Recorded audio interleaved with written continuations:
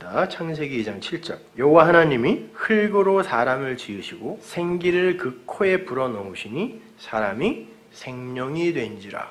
여기서 생령이라고 번역이 된 히브리어가 하이 네페시 하야예요. 중간에 아담이라는 단어가 있지만 하이 네페시 하야, 아담. 그게 살아있는 사람.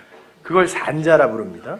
거기에 쓰인 하이라는 단어는 살아있는 이란 뜻도 있지만 흐르는, 군대 이런 뜻도 있어요. 그래서 에스겔서에 보면 마른 뼈에서 살아난 자들을 군대라고 부르는 거예요. 산자라고 부르는 거예요. 그러니까 군대라는 말은 이제 살아났으면 어디 가서 열심히 싸우라는 그런 말이 아니에요. 살았다라는 말이에요. 그리고 하야는 동사인데 그 하야 동사의 명사형이 여호와예요. 여호와는 우리 성경에 나오는 하나님의 세 이름 중 하나예요. 나중에 자세하게 설명해 드릴 기회가 있겠지만 여호와는 구원을 이루시기 위해 구원을 받으시는 하나님이 여호와예요. 성도는 그 안에서 그리스도로 옷을 입게 된다는 사실이 여기에 이미 암시가 되어 있는 거예요. 그래서 산자의 이름이 하이 네페시 하야예요.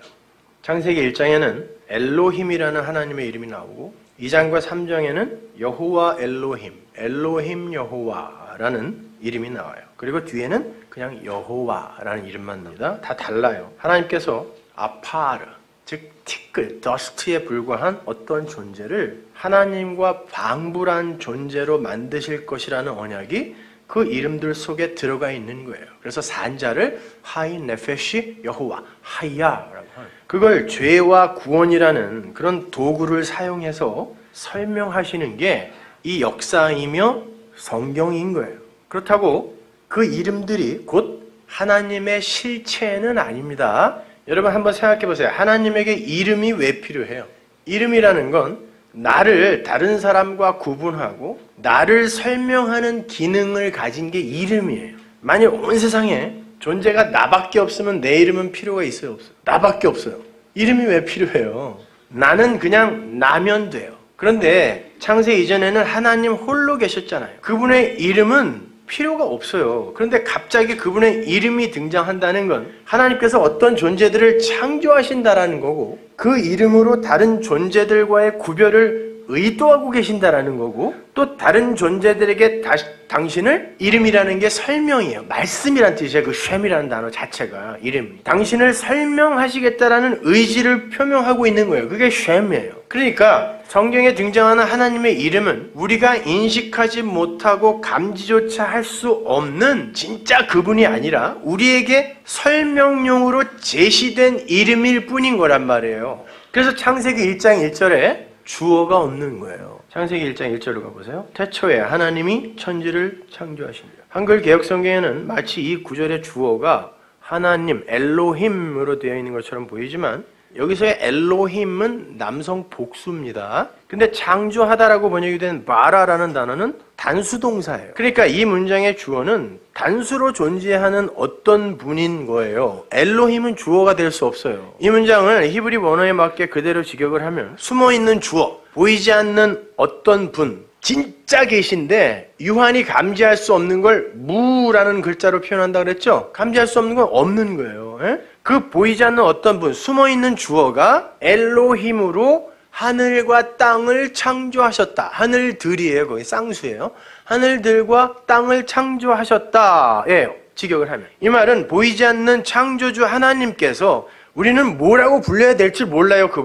그분께서 피조물에게 설명용으로 주어질 엘로힘 하나님으로 하늘과 땅이라는 형태 속에 창조를 하셨다는 말이에요. 그러니까 하나님이라는 그분, 없음이라는 그분은, 무라는 그분, 그러나 진짜 계신 그분은 이 유한에게 설명이 될 수 없기 때문에 설명용 하나님 엘로힘이 하늘과 땅이라는 것으로 천지라는 걸로 창조됐다는 그 말은 하늘과 땅, 천지가 그 하나님을 내용으로 담고 모형으로 창조가 되었다라는 그런 말이에요. 하나님께서 엘로힘이라는 하나님을 창조했다는 그런 말이 아니라 설명용 하나님이신 엘로힘 하나님을 설명하기 위해 하늘과 땅으로 시작을 하셨다는 거예요. 보이지 않는 하나님은 유한에게는 절대 포착이 안 돼요. 그래서 포착할 수 있는 그런 어떤 엘로힘이라는 하나님을 우리에게 이렇게 하늘과 땅으로 주시는 거란 말이에요. 태초에라고 번역이 된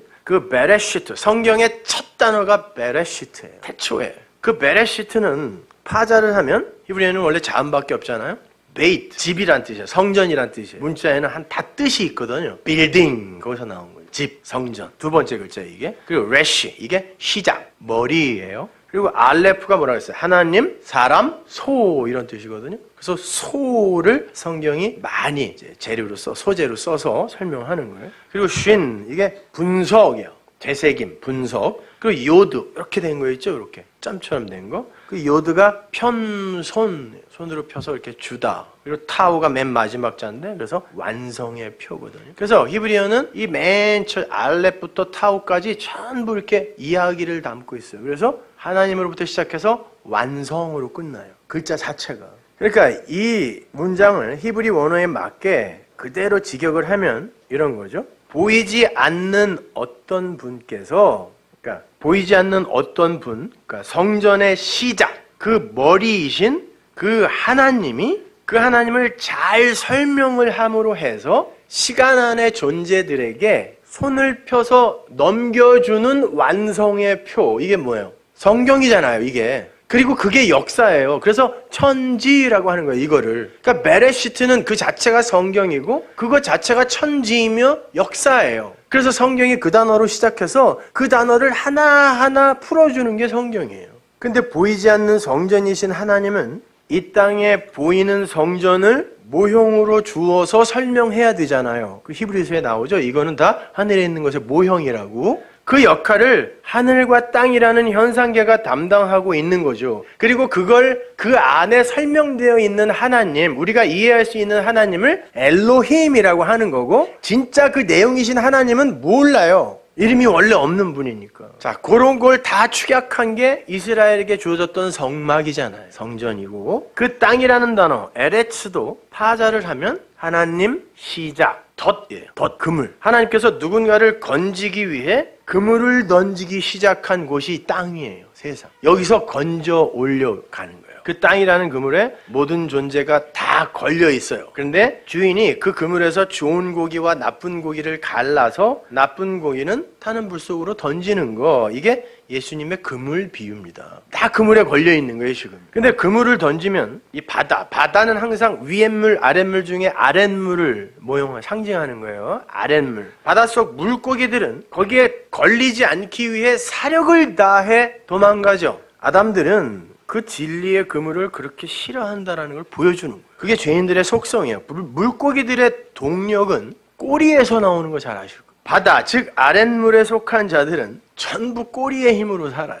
그걸 악이라 그래요. 왜? 그 꼬리의 힘이 좋을수록 잘 피해 도망가거든요. 그물을, 진리의 그물을. 반면에 바닷속에서는 물고기의 머리가 별로 쓸모가 없어요. 물고기가 그물을 피해 도망가는데 물고기의 머리는 전혀 도움이 되지 않아요. 꼬리가 발달하지 않고 머리만 큰 고기는 그물을 던지면 백발백중 다 걸려요. 그러나 그렇게 낚여야 사는 거예요. 그래서 사람을 구원하는 걸 사람을 낚는다 그러는 거예요. 거기서 나와야 된다니까요, 아랫물에서. 그걸 빗대어서 성경이 머리가 될지언정 꼬리가 되지 말라 그런 거예요. 머리는 누구예요? 예수예요. 예수와 연합된 자가 돼야지 니들이 바닷물, 아랫물, 세상에서 꼬리, 니들의 힘으로 도망다니다 보면 진리에 절대 못 걸린다는 뜻이에요. 그런데 그러한 아랫물, 그 땅 속에 부정한 물고기들, 이게 다 물고기들. 성경에서 물고기는 부정한 거예요. 난태생.